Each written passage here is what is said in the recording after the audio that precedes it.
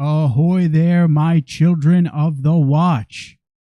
Welcome to Star Wars Transmissions. I'm Dan. With me, little Miss Danny girl. Oh boy, little miss.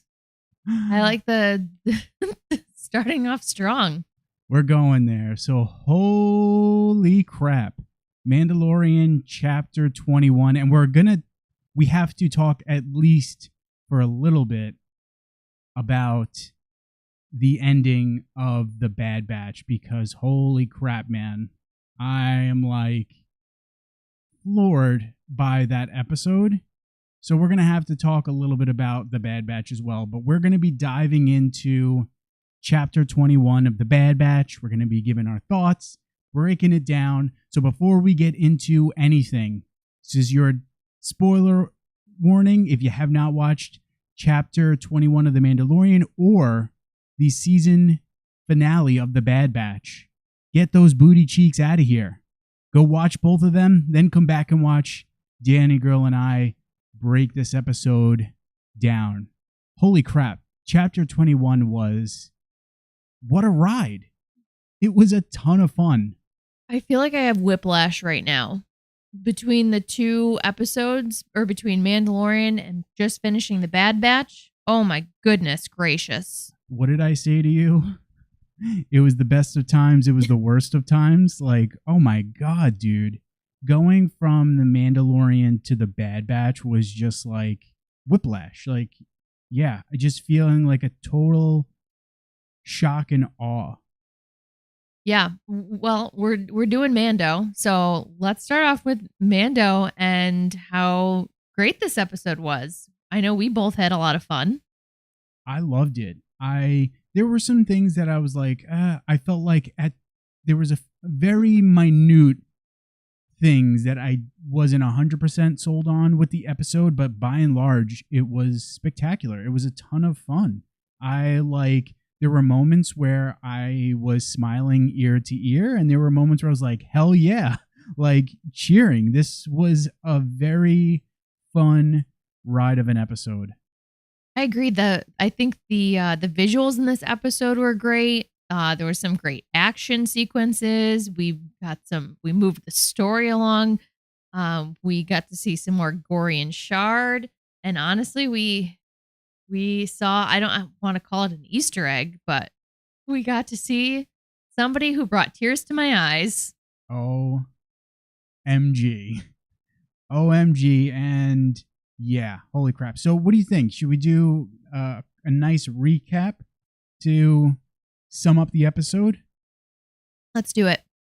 All right, let's get into it. So we open the episode back on Nevarro with our homeboy Greef Karga in some serious trouble, because we come to find out that Gorian Shard is laying siege to the planet for revenge for killing his goons earlier in the season. Greef sends out a hollow message to Carasynthia asking for help from the New Republic. Teva travels to Coruscant to request that the New Republic provide him with troops and supplies that he'll need to assist Nevarro. His request is sadly denied, so Carson travels to the unidentified planet that the Mandalorian covert is on and asks for help from Din Djarin, who he knows is friends with Greef. The Mandos then take a vote on whether to help Nevarro out or not, and Din argues that helping Nevarro will allow them to acquire a parcel of land where the covert will be able to live on. Surprisingly, Paz Vizsla supports Din's plan, and the rest of the Mandos follow suit. The Mandos then fight and defeat the pirates on Nevarro through a super crazy land and air assault. Then, as a token of gratitude, Greef grants them a swath of land on the planet and welcomes them to their new home. Afterwards, the armorer acknowledges that Bo-Katan saw a mythosaur, encourages her to take off her helmet, and go off in search of other Mandalorians to unite the various tribes and unite their people. The episode then concludes with Carasynthia finding a derelict New Republic shuttle, and we learn that our good old friend Moff Gideon was extracted from his prison transport and is still out there at large, and maybe Mandalorians had something to do with it. Oh boy. Oh, damn. What an episode. So, before we get into anything, we have to talk about my boy, Gara Zebarelios. I told you this. I sadly quickly went to YouTube this morning to check something out, and I saw a YouTuber totally spoil this reveal. When I saw that, I was like, maybe it's Zeb, but maybe it's a flashback. Like, I don't know. I was like, maybe it's a totally different Lasat. Even though I knew, I still yelled, oh my God, to the TV and was so pumped and so excited as soon as I heard my boy Steve Blum's voice. I'm sorry that you had this spoiled. I did not. And you made me stop right before this happened. You made me stop when I was watching it so you could come out and watch this with me. And my jaw hit the ground. So let me point out that I told a little white lie to Danny. It's like, oh, I don't remember what happens in this scene. Let me come back and watch this with you quickly. Just like, okay. Of course, I knew what was coming. And I'm sitting there trying to like peep Danielle's reaction out of the corner of my eye. Oh, I was so pumped. We're both huge Star Wars Rebels fans. So this was an amazing moment. A ton of fun, super exciting. And like, we're just getting more Rebels dumps this season, more Rebels Easter eggs this season, like clearly setting the stage for what's coming in Ahsoka. So like, dude, is Zeb going to be in the Ahsoka series? I also had a thought during this episode because we've been hearing about, like, you haven't heard anything about the Rangers of the New Republic and that maybe that series is being canceled. But I'm thinking, bro, what if they might do that series? And maybe now we know Gara Zebarelios is a part of the New Republic military. What if Zeb gets to appear in more Star Wars shows? Like, holy crap. Oh my God. Where's Kallus? I wondered that. Where is our boy Kallus? So if you have not watched Star Wars Rebels, our boy Zeb, his full name is Gara Zebarelios. He appeared in Rebels. Should we spoil? No, let's not spoil Rebels. Because honestly, if you haven't watched Rebels, please, please, please, like, if you're going to listen to one thing, just freaking go watch Rebels. I think I've said it before when we've discussed Star Wars. Like, I was not a huge Star Wars fan when Dan and I got together, but he convinced me to watch Rebels, and Rebels is really where I fell in love with Star Wars and really got me hooked. So please go watch it. It is definitely near and dear to my heart. Love Rebels. So good. Yeah. And even though, when was it? Was it 2018, 2019 that the series ended? I can't remember exactly when the season ended, but yeah.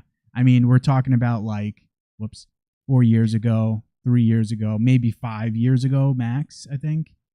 And I still don't want to necessarily spoil it because it's so good. But I did have that same thought. Where is a certain so-and-so?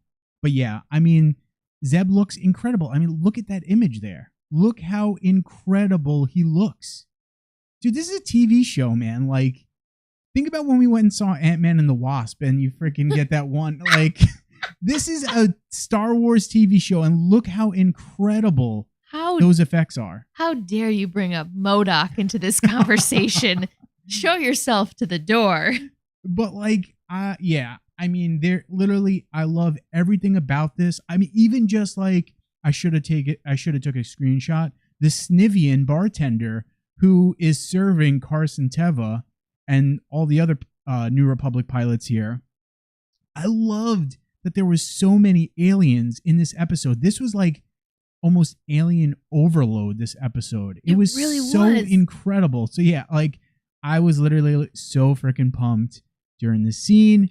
Gara Zebarelios, welcome to live action, my man. I couldn't be more happy about his inclusion in this episode. I feel like, I mean, I also thought at some point during watching this episode, like, oh man, there's so many aliens in this episode. Like, I think that just goes to show, I'm glad that they were able to do them. Goes to show you, like, the Republic versus the Empire. and kind of like the difference between.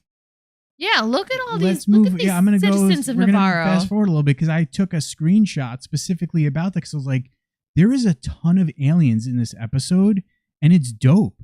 Like I remember at one point that was one of the critiques of Andor was that hey, there's like no aliens in this series, and I get it from a production standpoint. Like, dude, look how amazing those two aliens look. Or there's three. There's the Twi'lek.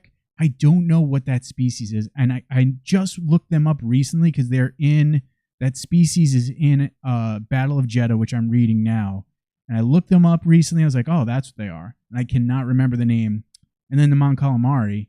But yeah, like, and there's multiple different species with the pirates. There's Nikto.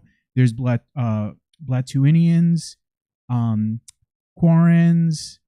There's an Ugnaught with Gorian Shand, whatever Gorian shards, or I keep calling him Gorian Shand, Gorian Shard, whatever his species wind up being. I hope it's like Kelphead or Kelpface or something. Like, yeah, I just love the aliens in this episode. It really made the episode feel that much more dope for an episode that was wild already. Yeah, it definitely felt very Star Wars. I was all about it. Yeah, that's a great way to put it. It felt very Star Wars. All right, so let's backtrack here. Let's back up a little bit. So, yeah, Garazep Aurelios, absolutely freaking dope. It was so great. With that out of the way, I want to talk about the Mandalorians and what we get from them this episode. So, let's talk about our homeboy Din and Bo and the Children of the Watch. So, after Carasynthia requests that they help Nevarro, because like we were saying, Carson knows that Din is buddy with Greef. After he requests that the Mandos help Nevarro, I love that they put it to a vote. I love that they come together as a community, and even though the armorer is the matriarch of the children of this covert, I love that it's like, hey, we're gonna act kind of as a democracy here. You all have say on whether or not we're going to do this. You only have say if you have the talking hammer. The talking stick. The talking hammer. Absolutely. Dude, so when I was taking screenshots, I was like, bro, I want to find that hammer and buy it somewhere so that you and I could use the talking hammer in our house. I have the talking hammer. You can't speak when I have the talking hammer. We don't need a talking hammer in this house. I know, but it would be awesome. It'd be so great. But yeah, I love that they use like the armorer's forge tools are her weapons.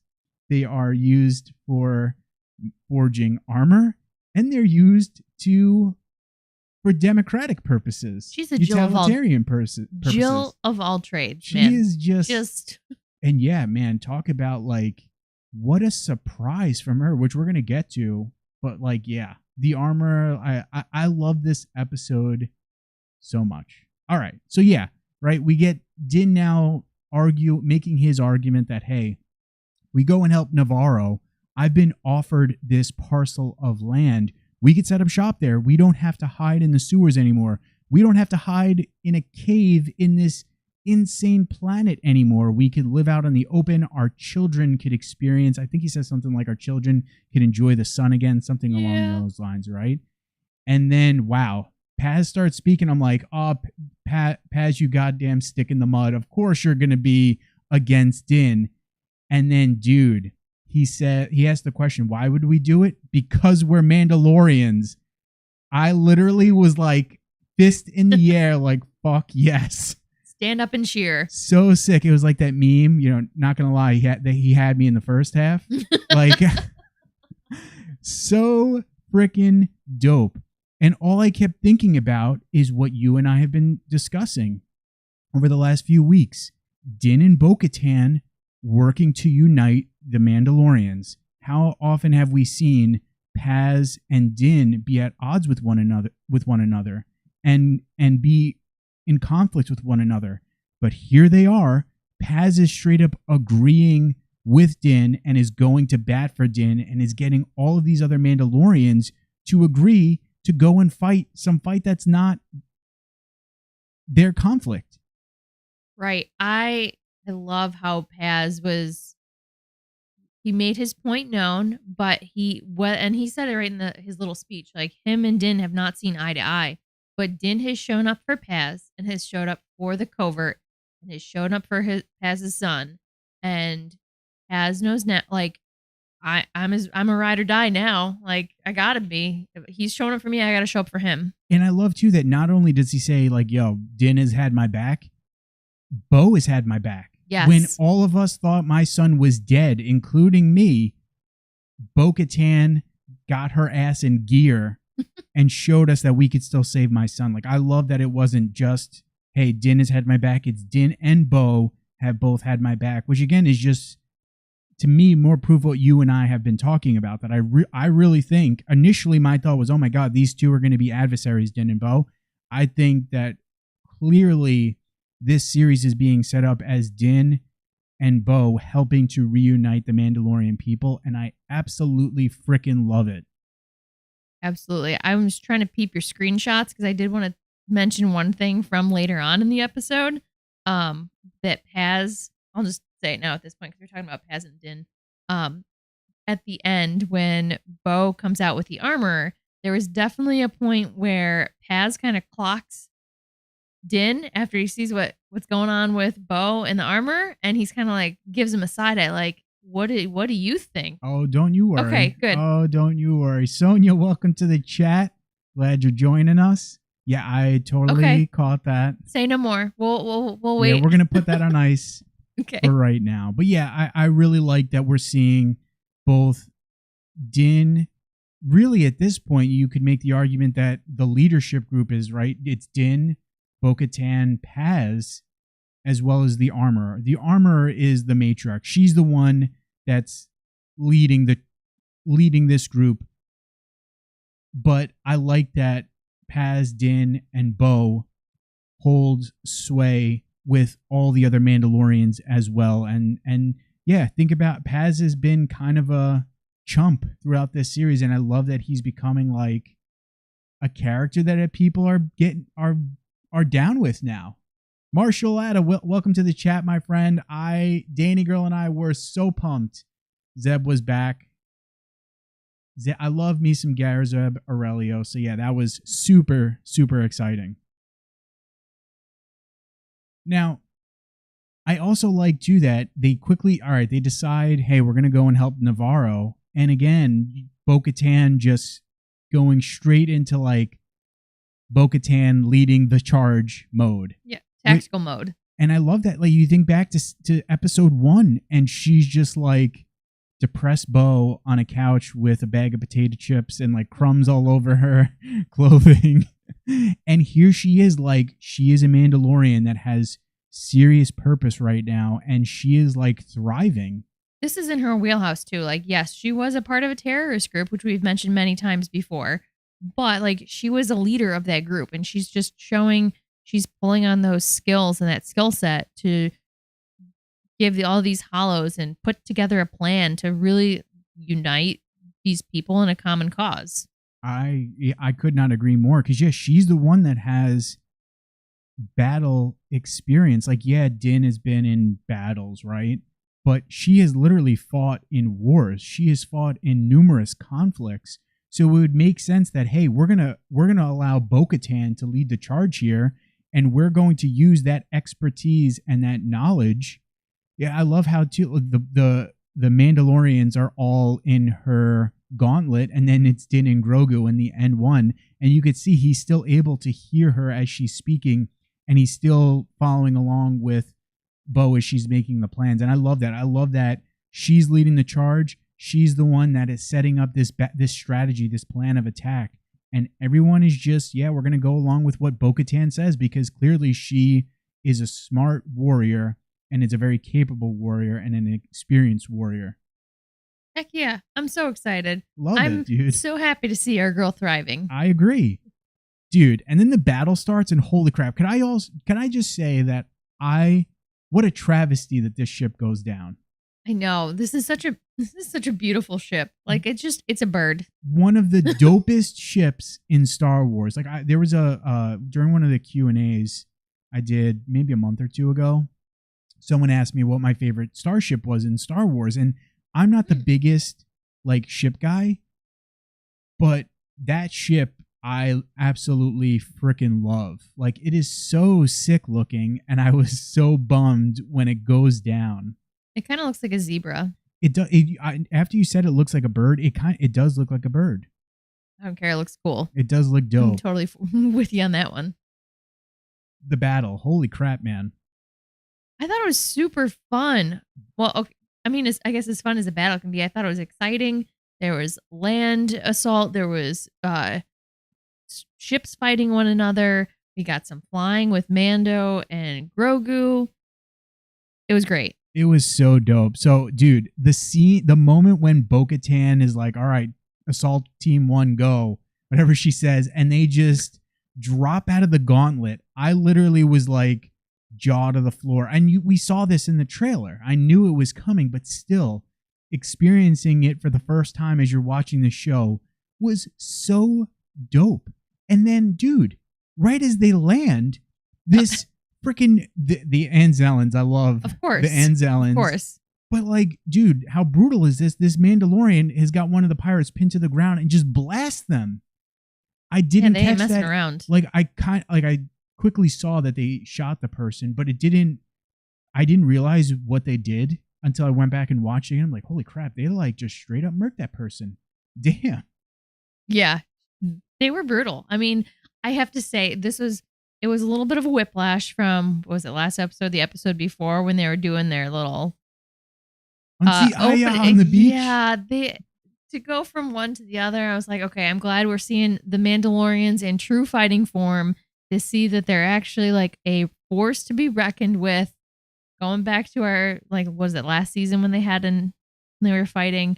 But yeah, this was great. Seeing them nice and vicious, wonderful, good stuff. Billy, welcome to the chat, talking about Mando's attacking Gorian Shards pirates. Oh, I agree. You know me, so I've mentioned this before. I used to do Muay Thai and Jiu-Jitsu, so now I'm cursed. Whenever I watch fighting in movies or shows, I sit there and pick apart people striking, and I'm always like, oh, this looks terrible. They couldn't have at least gotten someone that has some sort of martial arts training. So the scene when the Mandos are training, Danny had to sit there and listen to me saying like, oh, look at these people throwing punches and kicks. They're terrible. But I love that they set it up, because now we see them in action. And dude, they are like just straight up elite, like strike force, elite commandos in action, just literally wiping the floor with these pirates. It was sick. I mean, maybe, I don't know. I wish there was maybe a little bit more. They didn't look quite as foolish last time, but I'm going to go with it was still like the foundlings that maybe we focused more on last time. So they're still learning, which the foundlings were not in this battle other than Grogu.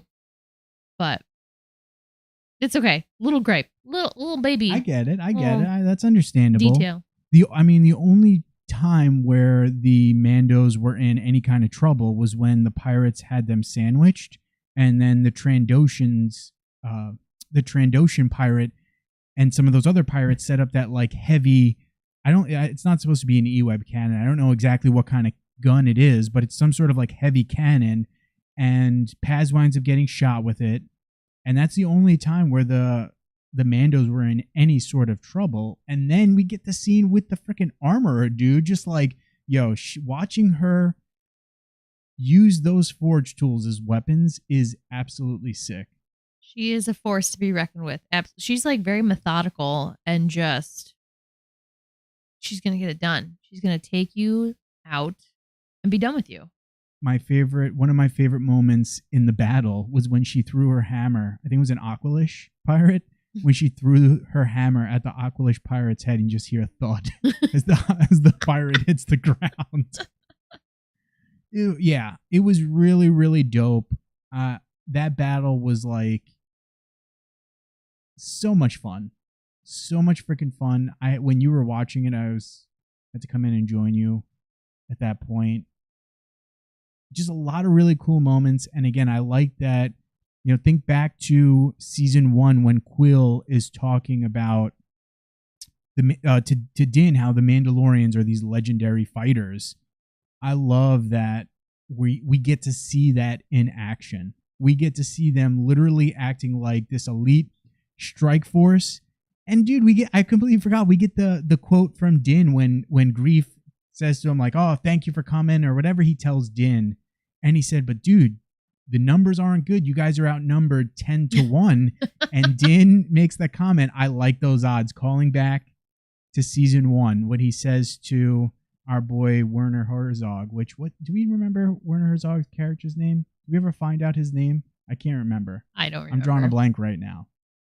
But yeah, like, so sick. And I just love seeing how badass the Mandos are when they're working together for a common cause and fighting. They could be potentially unstoppable.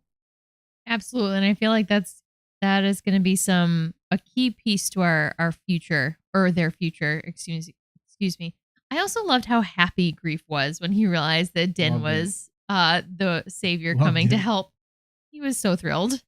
Aussie Star Wars nerd, my boy, welcome to the chat. So Aussie says the heavy cannon reminded me of the one on Jabba's sail barge. Probably not the same thing though. You know what? That's a good point, Aussie. That could very well be the same type of cannon. I wouldn't be surprised if you could find out what the weaponry was on Wikipedia. If you go to Wikipedia's article for this episode. But yeah, it's definitely not an E-Web cannon, but yeah, it's supposed to be some sort of like heavy cannon, which again speaks to the quality of the Mandalorians' beskar armor and how much that armor can protect those Mandalorians. Absolutely. They didn't take too many shots, but there was enough. Like you said, Paz got shot, so obviously we don't want him to get hurt now. We're on his side. Whoa. So what? I got Billy in the chat just said something that kind of like, holy crap. So Billy says they should have flashbacks with Bo-Katan when Maul ruled. Dude, how sick would that be? Never once dawned to me that, hey, we could totally have a flashback with Maul. That would be dope. It would be kind of cool. Like, I know we've seen a lot of that, but yeah, if we had like a quick flashback, or that would, I mean, we can see Maul in live action again. Sign me up. Cool stuff. Anything else you want to say about the battle scene? I think the armor is a badass. I thought the Mandos looked great. Super excited that they all work together, and I had a bunch of screenshots. I do this all the time. All the various screenshots. I'm like getting caught up in the conversation. I hope that maybe this little battle can maybe act as a I don't know, bolster their confidence in themselves, and not that they've had battles before, but like when they work together, they can be super successful, and going from there. I mean, I know you have some more things we can talk about for the Mandos in a couple minutes, but I've said this before in our other streams, like they remind me of the Sith. The downfall of the Sith for thousands of years was the Sith. And that's the problem with the Mandalorians. The Mandalorians' kryptonite is themselves, the Mandalorians. When they fight together, they could potentially be unstoppable. They are an absolutely formidable force. I also have to say, like, look at how much Paz has grown. Look at how when we first met him, what a jerk he was. And like the fact that he can set aside or show his growth and set aside his feelings, his personal feelings for Din, and go to what is going to be best for their covert, for their group. I mean, I feel like if Paz can do it, we can get other people to do it too. Absolutely. Which you bring up an excellent point, and you have to wonder how much of this is because of the fact that we know he now has a son, Ragnar, right? How much of this is maybe he's growing a little bit because he now has a son that he has to protect. Although I'm wondering if maybe, because we do see children in the covert in season 1, I wonder if we find out that Ragnar was one of those kids. I don't know. But either way, yes, I agree with you. You're definitely seeing a growth in Paz, which is cool, which is absolutely dope. Yeah, I'm pumped. I'm excited to see what this show has in store for the Mandalorians. Hopefully good things. I'd love to see the Mandalorians be successful. So Shane Stat Miller says in the chat, Mando's had a lot of the same blue color, but looked awesome. Yeah, that was there, and you could see this image here. They're rocking like the Death Watch colors essentially, and you could see the Death Watch symbol on that'd be his left or their left shoulder armor. Which I really, as soon as I saw that Death Watch symbol, I was like, oh, hell yeah. Hell yeah. All right, so let's move and groove. Because after the battle, right, Din and the Mandos are gifted a parcel of land by Greef. But Paz tells Bo-Katan, hey, the armorer wants to speak to you. It's like, the Godfather needs to see you. I was nervous. I was like, oh my God, is she going to put Bo and Din again at odds against each other? But I love that she starts talking about, hey, the Grand Forge on Coruscant, and comparing it to the one here, and that metaphor and the symbolism of what she's trying to say when she's essentially she's talking about the Mandalorian people, right? We've got this ornate forge that was on Mandalore. It seems to serve the same exact purpose as this, I don't want to say derelict, little baby forge on Nevarro, right?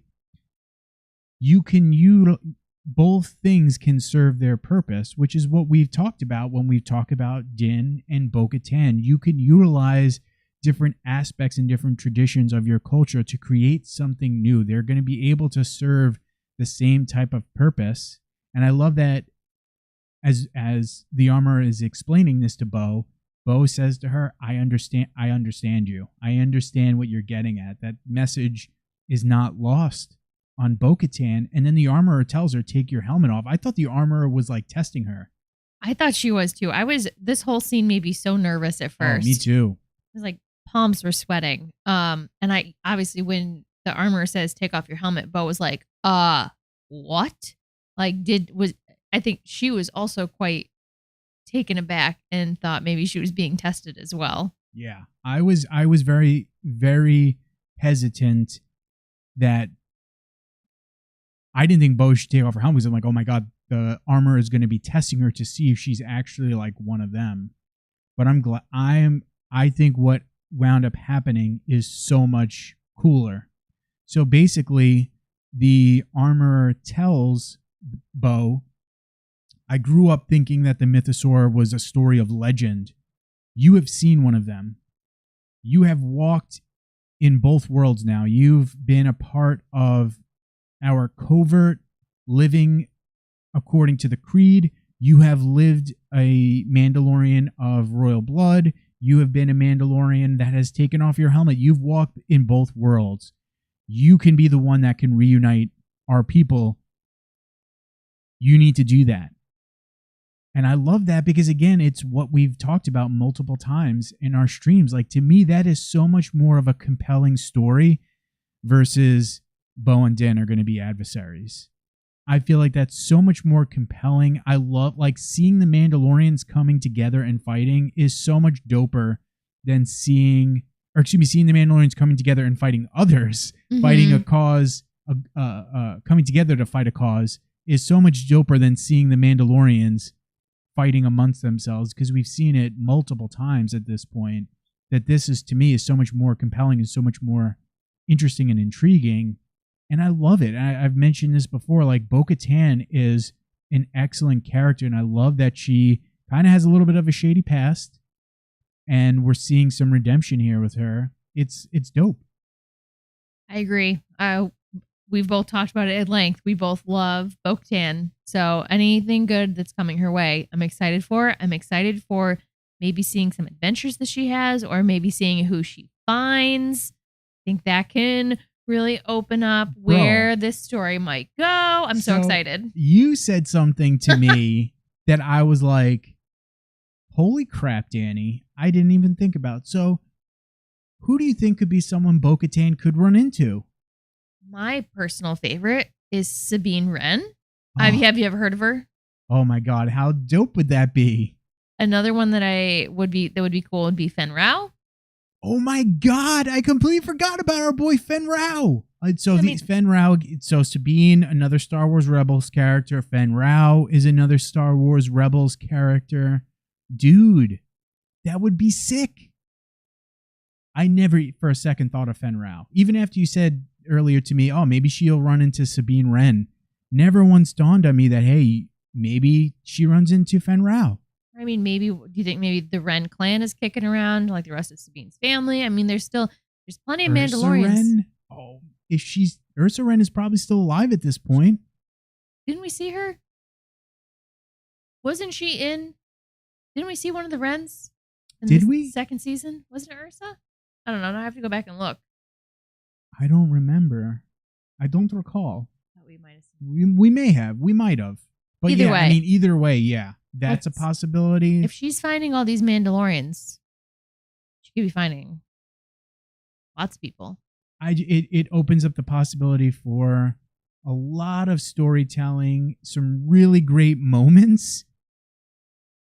And again, to me, this is so much more intriguing this season than what I thought the season was going to be. This season has been so much more fun than I anticipated, because my thought was, oh, Din is going to be going on his little side quests episode after episode. He is going to be fighting against Bo to lead Mandalorians. Like, this is so much more compelling to me story-wise than what I thought the season was going to be before it started. Yeah, I'm really excited. I hope we find some Mandos out there. Oh, getting chills. So after the armorer basically tells Bo, you've got a mission, they go to the covert to tell them what Bo will be doing. And the look of shock, well, you can't really see their faces, but you could tell how shocked all of them are when they see Bo-Katan without her helmet. Paz says, hey, she doesn't have her helmet on. And we get this moment where Paz looks to Din. Again, think about how often we've seen these two at odds with one another, and Paz looks to Din for his approval, and Din nods. And Paz is like, all right, I'm sold. Yeah, I feel let's do it. This tells us all we need to know. Like, I don't know. I'm feeling if Din and Bo can do great things together, and the fact that to have where Paz and Din came from in season 1, season 2, and how at odds they were, to have Paz willingly looking for Din for advice or guidance, as little as that may be, as a nod, that is so huge. Yeah, I mean, think back even in the book of Boba Fett. Paz challenged Din for the Darksaber. They literally had to fight one another. Yeah. That was the second time they fought. So yeah, this was awesome. And I mentioned this to you earlier. How great was the moment when Grogu sees Bo without her helmet? Just that little like coo noise that he makes, gurgling noise, whatever it was. I told you earlier, there was not enough coos and gurgles from Grogu in this episode. Did not sustain me this week. Did you send me the TikTok of Katie, or did I send it to you? There's a TikTok I watch of Katie Sackhoff doing an interview on a show, and she was. I sent it to you. Okay. I'm going to take credit for that one. Talking about how there's like 9 puppeteers, I think she said. Something ridiculous. There's like, we'll say like not 10-ish people, basically acting as puppeteers for Grogu, which like blew my mind when I heard that, because I would have thought maybe 1 or 2 people, 9 freaking people to be able to operate little old Grogu. That was the one where she was like cooing and talking to her, right? Yeah, so Katie Sackhoff was saying that they had just shot a scene. They stopped shooting for whatever reason. She had started talking to Grogu, thinking that no one was around, and the puppeteers made Grogu have this like angry, scary kind of looking face, and Katie Sackhoff had no clue that they were going to do that, and it frightened her.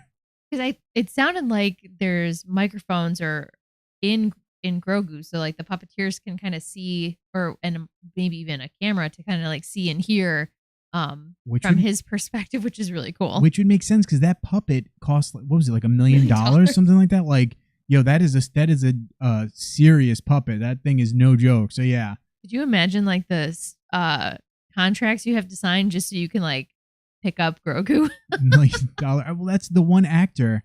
I can't remember his name from that show, that comedy.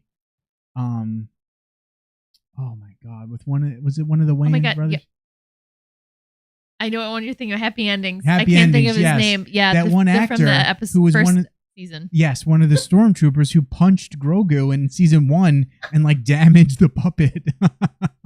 Oh, yeah, I can't think of his name. I know who you're talking about. Oh my God. But yes, just a ton of fun. Now, I forgot to mention before, I'm going back a little bit.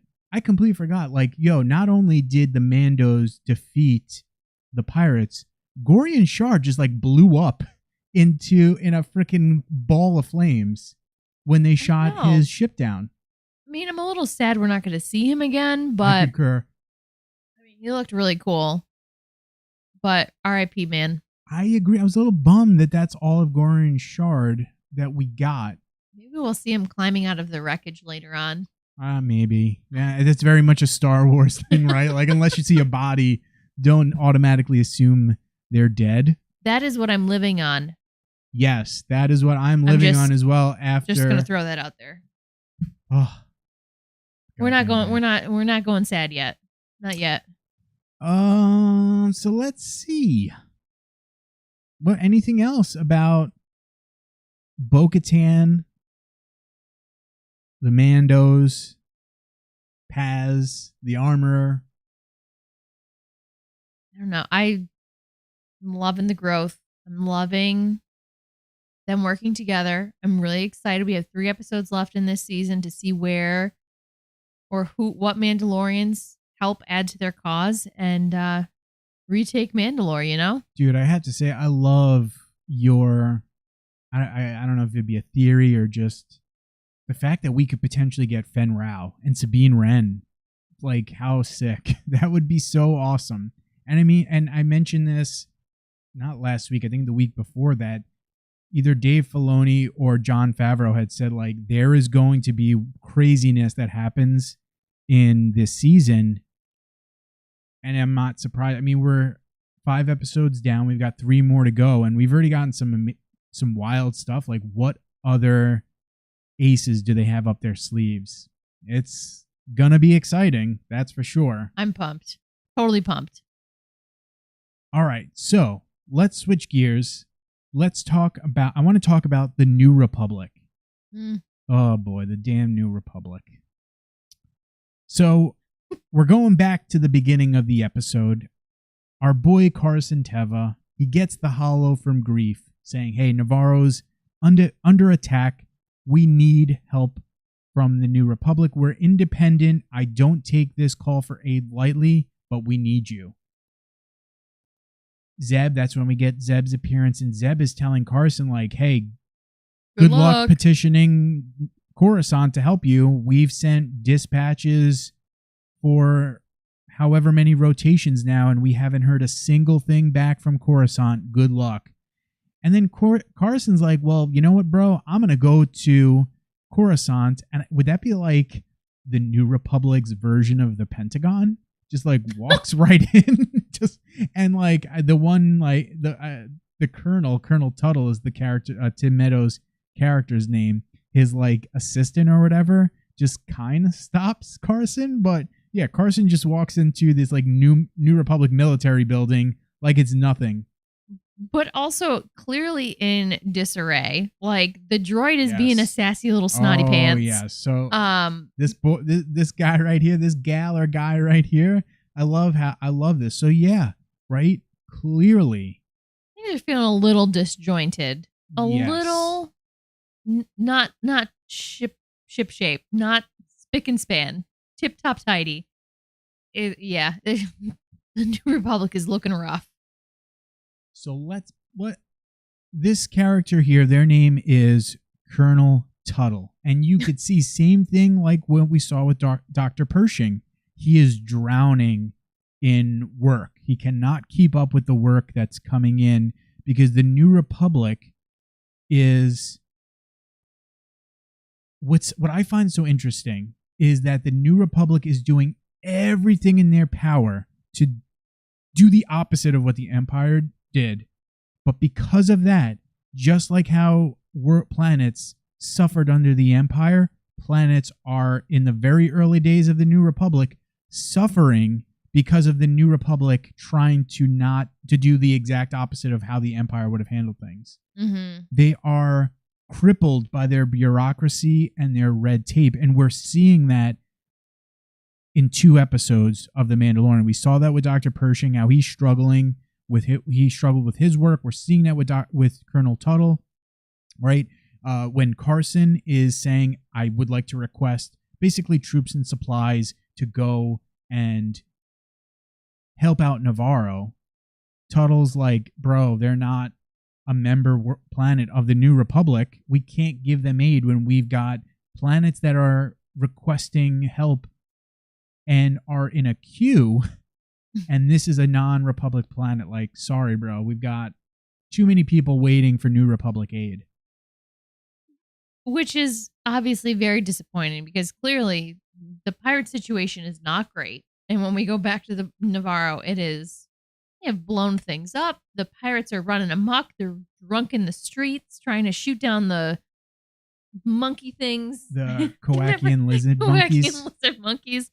Like, it's just, they're wrecking havoc. The people of Nevarro are stressed. Well, what's wild too is that, like, listen, even during the days of the Republic and the Empire too, the Outer Rim has always been known as like the Wild Wild West, right? That's how it's going to be depicted because it's so far from the core that it is very difficult for even the Empire, and at its heyday, struggled at times to maintain their I don't want to say maintain their grip of power, but to keep their thumb on the pulse. Yes. And that's why you see, like, that's why Jabba is able to operate under the Empire with kind of impunity, because the Empire basically was like, hey, listen, you keep things under control here for us, we'll let you do your thing. But yeah, the Republic struggled to keep the Outer Rim under control, the Empire did. And now what we're seeing is not only is the New Republic struggling to maintain order in the Outer Rim, bro, you heard Gorian Shard say at the beginning of the episode, the New Republic can't even keep peace in the Mid-Rim. So Gorian Shard mentions, hey, the Pirate Nation is basically running amok in the Mid-Rim. You think the New Republic is going to come out here and help you? Like, yeah, okay, good luck, bro. And didn't they mention it in the Colonel's office too about having like rumors that there's issues on the Mid-Rim too? Possibly, I can't remember. Yeah. Before I forget, yes. Do you think we might see more of the Pirate Nation? I think they're leaving that door open. That's for sure. It's obviously I don't think it's going to be Gorian Shard. I have a feeling he may be dead. I won't say he is because Star Wars. He might be seaweed chips now. My God, could you just think with me? Just if we saw him again, he was like a dark green and like had like singed pieces. Little singed seaweed, or like some of it is like gone. Crispy. Like a seaweed. A seaweed chip, bro. I say this because Danny Girl and I, we are like typical millennials. We like to watch stuff with captions, and I caught notice to the fact that I think this was the first time that the Pirate Nation was specifically mentioned. I could be wrong, but what caught my eye was that the Pirate Nation was capitalized, signifying that, hey, this is an entity. Yep. And again, I'm pretty sure this is the first time we've heard them. And so my thought is this isn't the last we're going to see of the Pirate Nation, even if Gorian Shard is not going to be a part of them. I've seen people theorize that we might see them in Skeleton Crew, which that would be cool. Which is kind of like what we had said originally. Like, it wasn't necessarily, or we weren't necessarily going to see Gorian Shard in this series again, but we thought we might see him someplace else. So one gripe that I had with this episode, and this is like the minute of minor gripes. If you watch the opening scene of Greef getting that message from Gorian, dude, Gorian's lips totally do not line up with the speech. And it totally caught, like, I noticed it. And then once I notice something, I'm like, it takes me out of the scene. That's one of the very small gripes I had with this episode was that was a little funky monkey. But other than that, I am very bummed if Gorian Shard will not appear again. I mean, that is a small gripe, but I can understand. I didn't notice it. I was also too enthralled with like, oh my God. I think I was just too excited to be home and not watching Star Wars instead. I might have to go back and look at it though. All right, let's get back to Colonel Tuttle. Okay. And his office, because I love the sassy droid. Like, I absolutely love that Tuttle's like, hey, bro, don't put that there. That's my one, like, nice, clean workspace. And the droid's like, yeah, F you, buddy. Also, I just kept I was so excited to see Tim Meadows, and I know you haven't seen this movie, but I kept, like, getting flashes of Mean Girls just because he was a principal in that movie, and I kind of just felt they were very similar characters. Tim Meadows is great. I love him from his days on Saturday Night Live. Like, I loved him in Saturday Night Live when he was on. I think he was on in the 90s and early 2000s. And so, like, I've always loved Tim Meadows, and it stinks because I feel like he's not in enough stuff. He's always great in whatever he's in. So as soon as I saw Tim Meadows, I was like, hell yes. Like, oh, I didn't know you were going to be in this, but this is a pleasant surprise. Let's talk not about so much this SOB, Elio Kane. Like, dude. Which kudos to this actor. I don't know the actor's name. Kudos to her for making me completely, like, absolutely loathe Elio Kane. Katie O'Brien. Thank you. You're welcome. Because this piece of crap sees Carson, hears what he's talking about, and immediately goes into Colonel Tuttle's office. Oh, I'm going to the commissary. Would you like anything?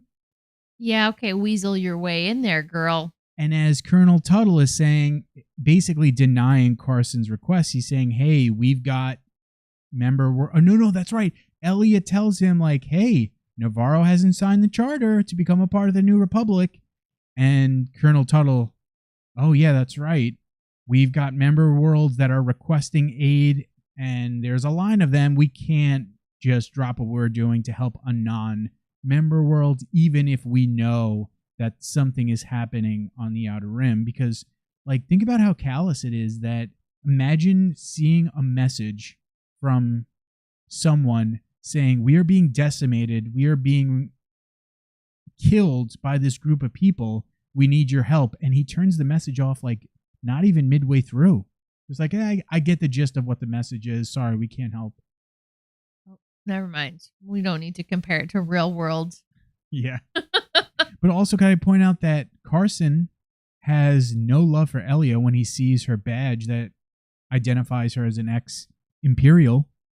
Also, didn't they mention Moff Gideon in the office? They did. Oh, yeah. Yep. Okay. Yep.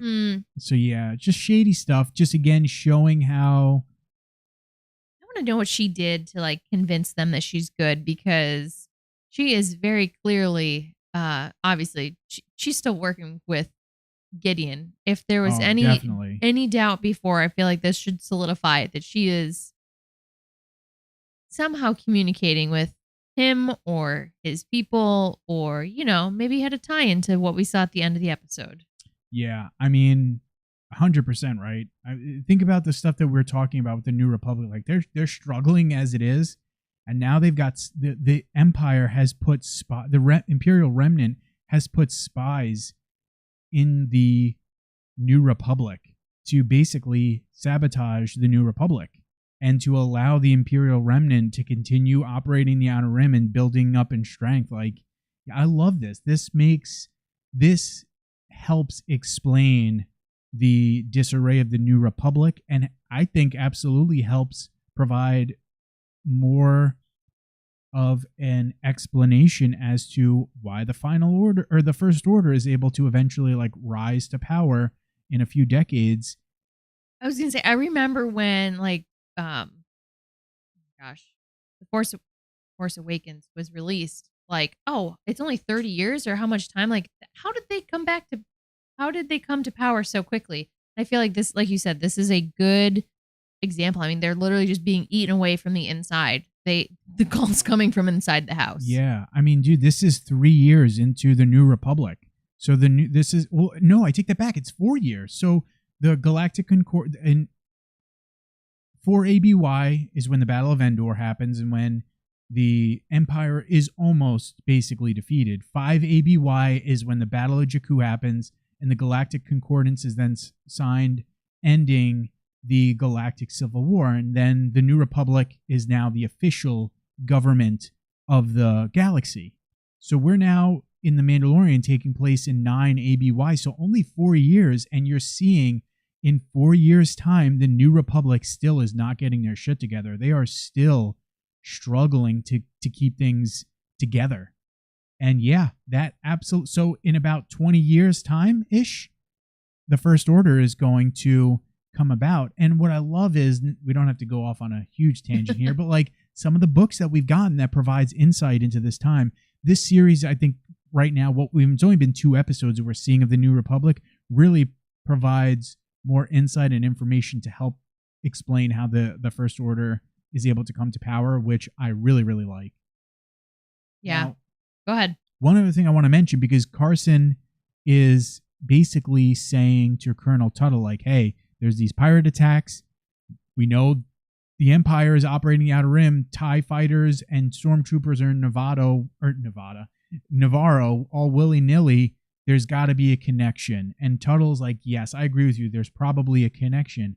Hey, speaking of the First Order, we saw in Star Wars Resistance, the First Order use pirates to get their, basically to pull other planets and other stations into their power.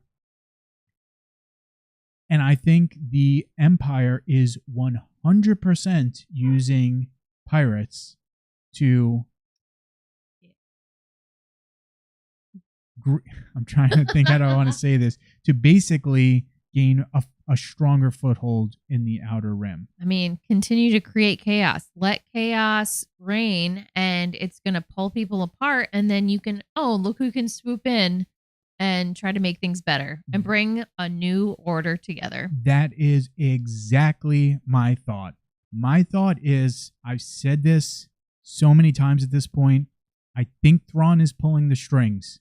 This has Thrawn written all over it. Let's get pirates to lay waste to the mid-rim, to the Outer Rim, and we're going to have the New Republic struggle to maintain order in those parts of the galaxy, and we're going to stay in the Outer Rim, and we're going to build our power. We're going to consolidate our power. We're going to build our military, and then we're going to, once we're strong enough, we're going to attack the New Republic. Like, that to me just has Thrawn written all over it, dude. Oh my gosh, I'm getting chills. I'm so excited. Which brings us to the end of the episode. Woo! Because we find Carasynthia encounter this derelict Lambda-class shuttle, as he say. Did he encounter, or did he go looking for it? I'm not sure. But either way, right? Okay. They learn Carson and another New Republic trooper learn that this, although it's classified, they're able to deduce that this shuttle was Moff Gideon's shuttle, and Moff Gideon has most likely been set free. All the New Republic personnel aboard have been killed, and what's the only thing that's left behind that they could find is a piece of Mandalorian beskar.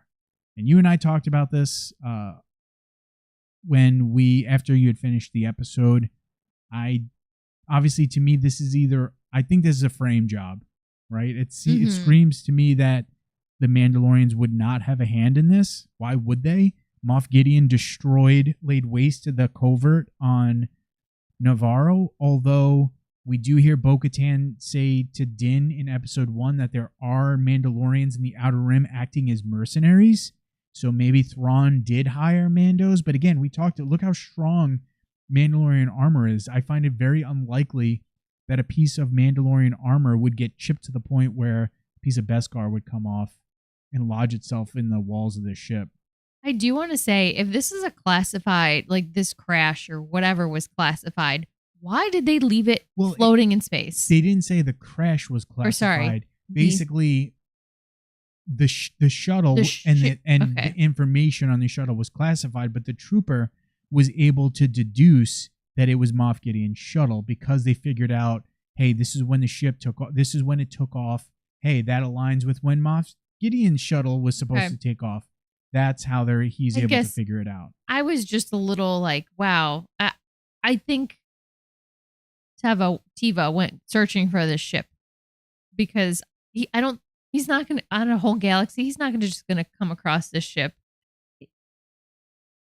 He went looking for it because I think he, obviously from the scene in the office, in the Colonel's office, he has his suspicions. Because otherwise, who from the New Republic would just leave this ship if they knew where it was? Yeah, definitely. The New Republic had no clue. Because you heard back in the episode with Pershing where the ex-Imperials are talking about how there was rumors that Moff Gideon never made it to his tribunal. So yeah, I think that the New Republic has no idea what happened. Shame on the new... If the rumors got down to these people in an amnesty program... Shame on the New Republic for not trying to go find this ship to like cover up their tracks. But again, just showing how disjointed. Exactly. The New Republic is at this point in time. But yeah, this to me, I think there's a couple of possibilities that maybe Thrawn or whomever hired Mandos to get Moff Gideon. It's a frame job that they're trying to make it look like Mandalorians did this. That maybe there are Imperial super commandos using beskar armor, and the armor that the Empire is making is nowhere as strong as Mandalorian beskar and Mandalorian armor. Or maybe it's Dark Troopers that are made with beskar alloy. I think there's a couple of different things, but yeah, this to me is clearly, again, this has Thrawn written all over it. Until I am proven wrong, until we see exactly who is behind the wheel, to me, this is all Mithra Nuru Odo. This is all his doings. Nice job on the pronunciation. Thrawn for short. Dunka. That's all I got on the episode. What a spectacular episode. A ton of fun. This was a joy, this episode. The polar opposite of the Bad Batch. Ain't that the truth? We got to talk a little bit about the Bad Batch.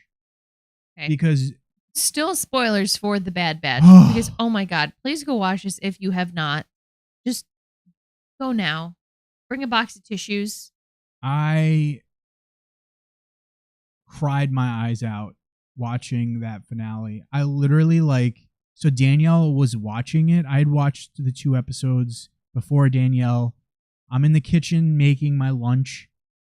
And I hear the music. I'm not even seeing what's going on. I just hear the music and I'm starting to choke up and starting to cry, knowing what's coming to our boy. We've said this so many times. If you're not watching Star Wars cartoons, dude, you are missing out on some of the absolute best Star Wars moments in Star Wars storytelling. And to me, this is one of them. These are absolutely heartbreak. One of the saddest, most gut-wrenching moments in all of Star Wars for me. So, quick synopsis of what's happening. We return back to the Bad Batch following last week's episode, and the crew decides, hey, we got to go and bust Crosshair out, but we need to find where he is. And the crew, the Clone Force 99 is able to figure out that, hey, there's this summit on Iriadu. Let's go there. We could then follow Dr. Hemlock's Star Shuttle to wherever he's positioned, and then we'll get Crosshair out of there. I should have known, I said this to you before, I should have frickin' known when Fee spoke to Tech and said goodbye to him. I should have known what was coming. I know. That is like that's the Star Wars thing. Star Wars kiss of death. Star Wars kiss of death. So they make the crew make it to Iriadu, and motherfucking Saw Gerrera, that piece of crap, is on Iriadu running a mission separate from what Clone Force 99 is doing, and because of him, all hell breaks loose. The Empire discovers Saw and the Bad Batch. The Bad Batch have to escape. During their escape, they're on these like rail train, whatever. I don't know what you would call them, like a sky cars. Thank you. Yeah, sky car-esque types of things. Like a monorail, like a Disney. Saw blows up part of the Imperial station on Iriadu, and that knocks out the power for this sky rail. Tech has to get the power booted back up, so he's got to go outside in this, and the sky rail is way high up in the air, and in the scrum, Tech is knocked off the dang sky rail, presumably to his death. Knocked off the sky rail and sacrificed himself. Yes, that is important. That's an important detail that I left out. That he sacrificed himself, and I love. Like, dude, it's making me choke up as I'm saying it. I love his response to them where we don't follow orders. I can't remember exactly what it says. Since when have we ever followed orders? When have we ever followed orders? And he sacrifices himself to save the rest of the crew. Like, so incredible. Just it's absolutely gut-wrenching. It is so... I literally cried like a baby during that moment. Like, it was so brutal, and it is... incredible storytelling, really. Let's just also say it's not like the pain ended there. No, not at all. Okay, so Tech then sacrifices himself. The power gets turned on, and the rail car goes out of control and is speeding back to land. And they kind of crash land. Everybody gets hurt. I have to say, I loved the animation in this part. It was incredible. Loved it. See it from Omega's point of view, and she's like super groggy, can't see clearly, and like in and out of consciousness. It was really cool how they did this. And they go back to Ord Mantell to Sid. Our poor boy Wrecker is in a Star Wars version of a neck brace. I did get a chuckle when I saw that, because I was just like, oh, bro,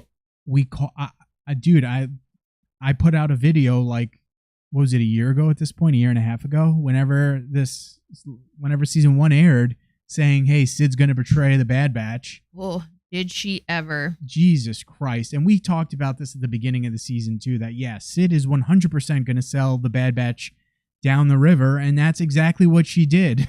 And so the Empire arrives to Ord Mantell. They wind up capturing Omega. Wrecker, Echo, and Hunter are able to escape off planet, luckily. But Omega is brought to Mount Tantus. And Jesus Christ, that this is not the only bombshells that we get in the episode, because let's back up here for a moment here. We learn Orson Krennic. My God. Yeah, dude. Orson freaking Krennic is in the episode at the summit, and I think I said this to you, I'm not 100% certain, there's an empty seat at the table where this summit is taking place, and I think that seat is supposed to be for Admiral Rampart. Don't know if that's the case, but that's my thought. Hemlock tells these Imperial commanders, these high commanders, what his research is. He is doing experiments to create clone vessels for Sidious, which is another theory, another video I made like year and a half ago, theorizing that that's what Sidious was up to on Borovio. Working on the Emperor's project. Yep. Jesus Christ. Okay, so not only is Omega separated from her brothers, they don't know where she is. Omega does see Crosshair, but he is knocked unconscious. And then we also find out that I can't think of her name. I'm totally blanking. I can't remember either. Emery. Yes, Dr. Emery. Emery, is a gosh dang clone herself. And is Omega's sister, which Aussie Star Wars nerd, I think it was Aussie in the Discord mentioned that. That's where I saw that. And then I looked it up, and that was a theory that was running around the internet that Dr. Emery is a clone herself and might be a clone of Omega, or who Omega is based off of. Just like, holy, dude, this episode was like one punch after the next. That gif from Project Runway, the one judge, when the like crazy dress when it changed. Oh my god, when that was my reaction, like at the end of this episode, it was just floored. It was, yeah, gut punch after gut punch. I feel like I'm still kind of drained from it. I will probably go watch both episodes again, and I will probably cry some more. I'm telling you, dude, if I had to describe these 3 episodes in one sentence, it was the best of times, it was the worst of times. Is that what that's from? I know that's from like a famous book. I have no clue. Is it from Twin Cities by Charles The only Dickens? reason why like I know that is from The Simpsons. There's an episode where Mr. Burns has a series of monkeys writing stuff for him, and one of the monkeys writes, it was the best of times, it was the blurst of times. I thought you're cracking yourself up by something I have literally never watched before. Oh, but yeah. I think it's a good summary of these 3 episodes. Like, The Mandalorian was a ton of fun. The Bad Batch was an absolute gut punch. And like, dude, that's how they ended the season. You end the season, which we had been seeing some speculation that maybe the series was going to end after 2 seasons, which thank God it's not. Oh my God, could you? I feel like we would have to riot if we didn't find out about what happened to Mega. Also, it's a tale of two cities. Oh, okay. By Charles Dickens. The best of times, the blurst of times. Yeah, exactly. Do you think there's any chance Tech is alive? I said this to you earlier. My heart says no, but I'm going to hope yes. And the only reason I'm hoping yes is because we saw the goggles. We didn't see a body. Maybe that's the Star Wars. Show me the body. Show me the Until body. I see the body, Also, no one is dead. There was a camera on the side of Tech's goggles. Who has the goggles now? I know that Hemlock Hunter has them. Maybe we see what happened to Tech. Maybe, do you think Saw? No, they got away in the ship. The only thing dude, that is a crazy high height. Is he on Mount Tantus? I don't know. I don't know. Tech. Okay, we've seen Tech do racing. We know that I don't know, maybe he's got some kind of tool or something in his belt. He does another grappling hook on a tree on the way down. I don't know. The only thing that I was like, it's kind of odd that Echo says, I don't want to say odd, but like Echo mentions Rex specifically, that Rex is on another mission. Like, could Rex have been working with Saw? And maybe Rex somehow saved Echo. I don't know. I'm like pulling. This is like. We also didn't see the face of the other person that was with Saw. We only heard their voice, which it sounded like a female. And I was thinking maybe it's his sister, but I didn't think that it was her voice. Wait, whose sister? Saw's? Didn't Saw have a sister? Yeah, no, but she died. No, she died already. That's what makes Saw such a piece of crap. Like, Saw can hem and haw all day long that, yeah, he wants to fight the Emperor. Like, no, you just want revenge, dog. You're driven by revenge, not by justice, not by any sense of wanting to free the galaxy. You're using that as a means to get revenge for your sister. That's what makes Saw such a piece of crap. Yes. I don't know. I honestly, I thought it was kind of odd that we didn't see the person's face. I concur. And I concur. I don't know. Maybe we'll find out. I next did wonder, season. like, hey, this is weird that we're not seeing this person's face at all and we're hearing their voice. And only because he took off his helmet. So yes. I feel like if he took off his helmet, I was just surprised that the other person didn't take off their helmet. Yeah. But so again, show me the body. I want the receipt. I want the receipt that Tech is dead. Until then, I'm gonna say there's a chance, but man, it's not looking good for our boy, like, at all. I refuse to believe that he's dead. If they didn't kill Crosshair, I'm gonna be really pissed if they killed Tech. Tech was my favorite. Tech is But my at the favorite. same time, like, then does it kind of make the ending of that scene sort of like not as impactful? I don't know. No, because Omega's still captured. At the end of the day, they still got hurt. Sid still turned them in, and Omega is still captured. I mean, remember back in episode 2, I thought Tech was going to get murked on Raxus, or not Raxus, on Sereno. Oh my God, why they've been laying the groundwork all season? Yeah. I think Tech might be dead. But again, show me the receipt. Until we get that receipt, I'm going to say there's a chance. If Darth Maul can be chopped in half, anyone can come back in Star Wars. And I don't care that Darth Maul was a dark side Force user and used the Force to stay alive. Like, bro, he was chopped in half. If he can survive, anyone can survive. Even Anakin was a trunk and a head. Yeah, like, so burnt it's to a crisp. Possible, but it's not looking good. Not looking good. I'm like very bummed that Bad Batch is ended for the season, but at least we got 3 more episodes of The Mandalorian. Man, geez, Louise.